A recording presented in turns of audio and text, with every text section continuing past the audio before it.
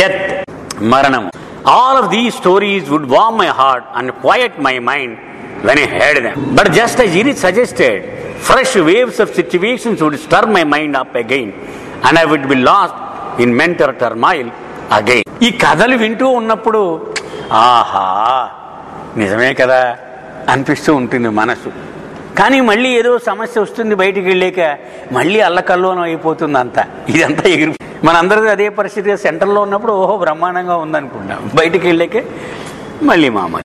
I think this made me appreciate even more these moments when I could simply relax in the atmosphere of Baba's love that truly did exist when I was not too distracted to notice it. బాబా ప్రేమలో విశ్రాంతిలో హాయిగా కూర్చొని ఇవి నెమరు వేసుకుంటే దీని ప్రభావము ఇంకా ఎక్కువగా ఉన్నట్టు నేను అనుభూతి పొందాను. As I said, I had the incredibly good fortune to live at Mehrabad, the trust compound and Mehrajad. నేను ముందే చెప్పాను మీకు, నాకు ఎవడు ఊహింపనలవి కాని నమ్మశక్యము కాని అదృష్టం నాకు బాబా ఇచ్చేశాడు. మెహరాబాద్లో మెహరాజాద్లో ట్రస్ట్ కాంపౌండ్లో నివసించేటువంటి భాగ్యం. Each had its own special charm as well as its own unique way of driving you crazy. మెహరాబాద్కు మెహరాబాదే, మెహరాజాద్కు మెహరాజాదే. ట్రస్ట్ ఆఫీస్ కాంపౌండ్ అంటే దానికి దేనికి అదే పిచ్చోడిని చేసేస్తుంది మీకు ఎక్కడున్నా కూడా. ఆహా ఇంత అద్భుతమా అని అనిపించేలా. I think what appeared to be about Meherazad was that it felt so much like an ashram. ఈ మూడిట్లో మెహరాజాద్ ఎక్కువగా నాకు ఒక ఆశ్రమ వాతావరణం ఎక్కువగా కనపడుతూ ఉంటుంది. It seemed cut off from the world. ఎందుకని ప్రపంచం నుండి ఏ సంబంధము లేకుండా కట్ చేసేసినట్టుగా అనిపిస్తూ ఉంటుంది. And full of Baba's presence. Baba హాజరు అణువులోనూ తాండవిస్తూ ఉంటుంది. Which was also reflected through his mandali. అంతేకాదు ఆయన మండలిలోంచి బాబా ప్రతిబింబిస్తూ ఉంటారు. Many of whom still lived there. నేను ఉన్నప్పుడు వీళ్ళంతా సజీవంగా కూడా ఉన్నారు. In early morning Eruch would walk down the Meherazad approach road and I would accompany him. ఎక్కువగా నేను ఉన్నప్పుడు మార్నింగ్ వాక్ ఇరిచ్ నేను చేతిలో చేయి వేసుకొని ఆ అప్రోచ్ రోడ్ వరకు నడుచుకొని వెళ్ళేవాళ్ళు.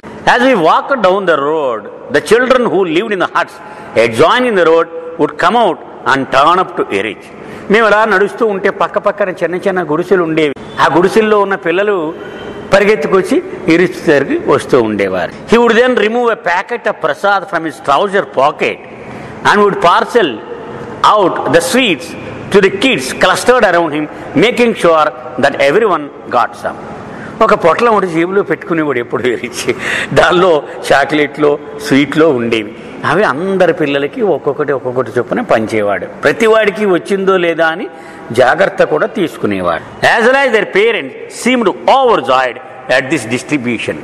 ఆ పిల్లల తల్లిదండ్రులు పరమానంద పడిపోయేవారు ఈ ఇరిచ్ ఇలా పంచుతూ ఉంటే. ఐ వన్స్ సెడ్, ఒకసారి నేను ఇరిచ్తో అన్నా, it is a Joy to watch there expressions as you give them the Prasad. ఇరిచ్ నీవు ప్రసాదం ఇస్తున్నప్పుడు వాళ్ళు మొహాల్లో వెలిగిపోయే ఆనందం ఉంది, అది చూడడం ఎంత బాగుంటుందో అని నేను ఇరిచ్తో అన్నాను. Eruch replied, it's not the sweet but the sweetness of Baba. నేను ఇచ్చేది అది కేవలము ఒక మిఠాయి కాదు, బాబా యొక్క తీయదనం, ఆ మాధుర్యం అందులో ఉంది. Which they are receiving through the prasad that lights up their hearts. Baba యొక్క ఆ మాధుర్యంతో కూడిన ప్రసాదం వాళ్ళు తీసుకుంటున్నారు కాబట్టి ఆ మొహాలు అలా ఆ హృదయాలు వెలిగిపోతాయి వాళ్ళకి. బాబా చెప్పిన మాట, నేను కృష్ణావతారము నుండే ప్రసాదము ద్వారా దివ్య ప్రేమను పంచడం మొదలుపెట్టాను అని బాబా చెప్పారు.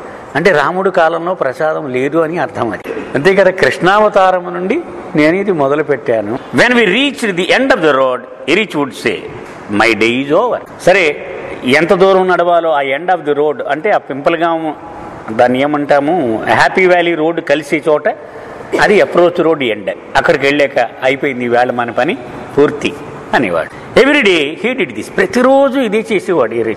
Finally I asked him why he said such a thing when the day was actually just beginning. కొన్నాళ్ళయ్యాక అడిగాను, ఇదేంటి అసలు రోజు ఇంకా మొదలవుతుంది, ఈవేళకి అయిపోయింది మన పని అంటామేంటి, ఇక్కడికి వచ్చి ఇంకా అసలు మనం పొద్దున్న 6 గంటలకు కదా ఇదంతా చేస్తున్నాము, ఎందుకు అలా అంటున్నావు అని అడిగి.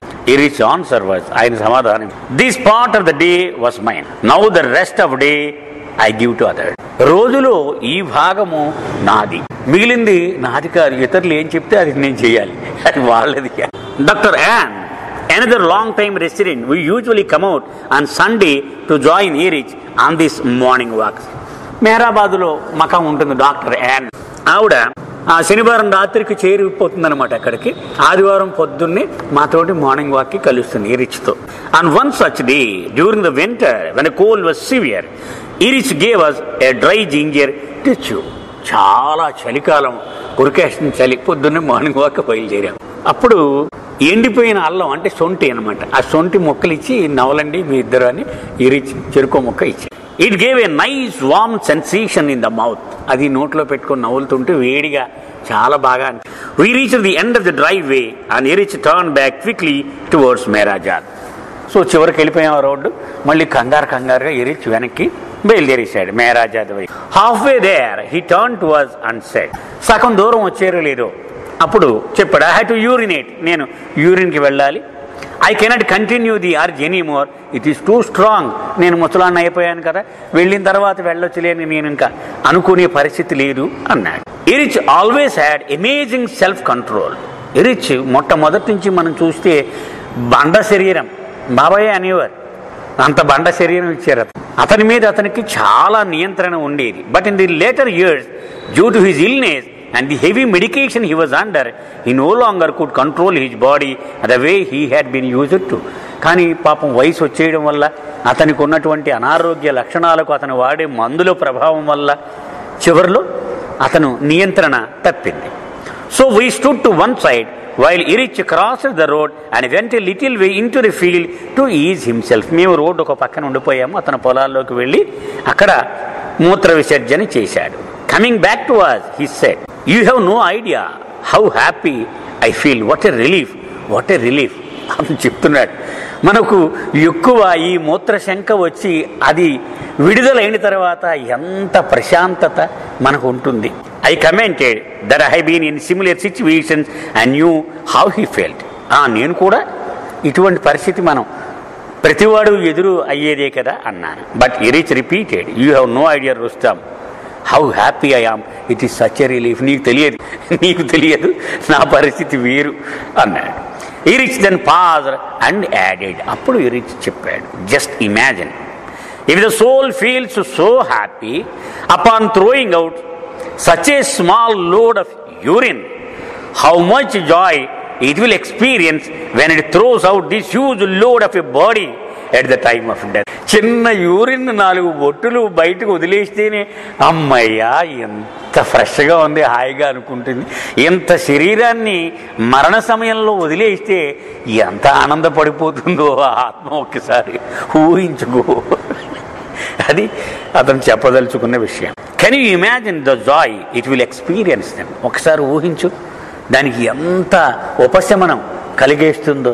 దీన్ని మోసి మోసి మోసి మోసి వదిలించుకుంటే అది ఎంత సరదా పడుతుందో.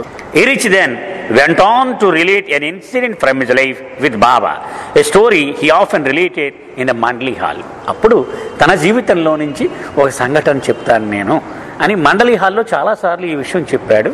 అది మాకు ఆ సందర్భంలో చెప్పాడు. వెన్ మై ఫాదర్ పాప జస్సవాలా పాస్డ్ అవే, మా నాన్న పాప జస్సవాలా, ఆయనకి నిక్ నేమ్ పిస్టల్ అనేవారు బాబా. చాలా కోపం అతని, AK-47 సర్ర లేచిపోయేవాడు. అందుకని ఎప్పుడు రెడీగా ఉంటావు పిస్టల్ లోడ్ చేసుకుని నువ్వు అని ఇదే గుర్తు చెప్పేవాడు అతను అడగాలని. అతను చనిపోయిన సందర్భం, Baba had me drive him to the fire temple where the funeral ceremonies were taking place. అతను చనిపోయినప్పుడు, మా నాన్న చనిపోయినప్పుడు ఆ ఫైర్ టెంపుల్ అగ్ని దేవాలయం ఉంటుంది కదా, అక్కడ అంత్యక్రియలు చేయడం కోసం అక్కడ తీసుకెళ్ళారు ఆ బాడీని. బాబా అన్నారు, కారు డ్రైవ్ చేయి, నన్ను అక్కడికి తీసుకువెళ్ళి అన్నారు. We did not go inside, బయటే ఆపేమన్నారు రోడ్డు మీద కారు. But as the dead body was carried out to be taken to the tower of silence. అది వాళ్ళ అంత్యక్రియలు ఎలా ఉంటాయి, శాంతి స్తూపము దగ్గర ఆ శరీరాన్ని మామూలు దహనం చేయడం కానీ పాతి పెట్టడం కానీ చేయరు. అది బాగా ఎత్తైన ఒక స్తూపం మీద కేవలము పక్షులకు ఆహారంగా వదిలేస్తారు. అది కింద పడిపోకుండా ఒక కాటికాపరు ఉంటాడు. బాబా తండ్రి అయినటువంటి షరియార్జీ చిన్నతనంలో అతని తండ్రి అంటే బాబా తాత ముందేగర్ ఇరానీ, అతను కాటి కాపరిగా ఉండేవాడు. వాళ్ళ నాన్నతో పాటు 8-9 ఏళ్ల వయసప్పుడు ఇతను కూడా పడుకుంటూ ఉండేవాడు అక్కడ శాంతి స్తూపం దగ్గర. సరే, అక్కడి నుంచి బాబా ఎరిచ్ కారులో బయట రోడ్డు మీదే ఉన్నారు. ఆ శరీరాన్ని పాపా జెస్సావాలా శరీరాన్ని తీసుకొని ఆ శాంతి స్తూపం దగ్గరికి తీసుకెళ్తూ ఉన్నారు. Baba pointed at it and asked వరీ. బాబా ఎరిచ్ కేసు తిరిగి, ఏంటి అలా తీసుకెళ్తున్నది తెలుసా అని అడిగారు. I said, Baba that is papa's body. అది మా నాన్న పాపా జెస్సావాలా శరీరమే కదా Baba. This did not satisfy Baba and he asked again what is that. అది కాదు సమాధానం అన్నారు బాబా. మళ్ళీ చెప్పు అది ఏమిటి అసలు అన్నారు. Again I explain that it was the dead body of my father. Baba మా నాన్న శవం అది అన్నాను. But Baba asked me again what is that. అది కూడా నచ్చలేదు నాకు అన్నారు. I could not understand why Baba was asking me this. నాకు అర్థం లేదు, ఎందుకు బాబా 3 సార్లు అడుగుతున్నారు ఇలాగా. He was suppose to be all knowing, ఆయనకి సర్వము తెలుసు కదా. And yet he seemed not to understand what my father's dead body was. అది మా నాన్న శవం అని చెప్తుంటే ఆయనకి అర్థం అవ్వకపోవడం ఏమిటి అని అనుకున్నాను నేను.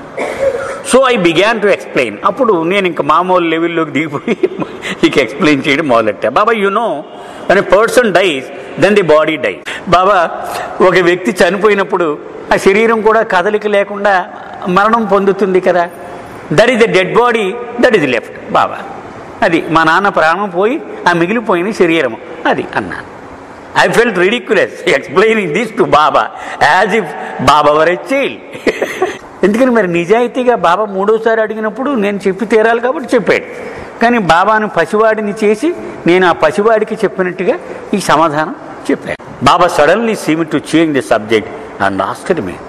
వెంటనే బాబా సబ్జెక్టు మార్చేసి ఇలా అడిగారు, did you go for a shit in the morning. పొద్దున్న నీవు కాలకృత్యాలు తీర్చుకున్నావా అని అడిగారు.